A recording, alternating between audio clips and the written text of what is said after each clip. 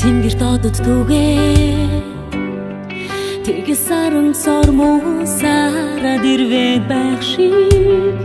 Замын хөдөлгөөнд оролцож байхад хамгийн их бухимдуулдаг зүйл бол явган зорчигт гинт гарч ирэх. Тэгээд жолооч нар дүрмээ зөрчих, дохиогоо өгөхгүй нөгөө нэг хаашаа ирэх гэж байгааг мэддэхгүй машинууд маш бухимдуулдаг. Жолооч нар маань замын хөдөлгөөнд оролцохдоо соёлтой бөгөөд дүрмээрээ явал зүгээр юм шиг санагддаг. Тэгээд би ерөнхийдөө баг жолооч болоод 10 хэдэн жил болж байна.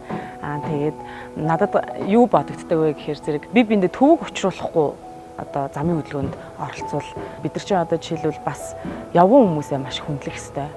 Бид нар машинаасаа буугаад явган зорчигч болдог, өөрөөсөө бас зам гардаг те. Тэгэхээр зэрэг явган зорчигчтой маш хүндлээд тэгээд бас би бинийгаа маш хүндэлж замын хөдөлгөөнд оролцвол дураараа бишээ дүрмээрээ. Дураараа бишээ дүрмээрээ.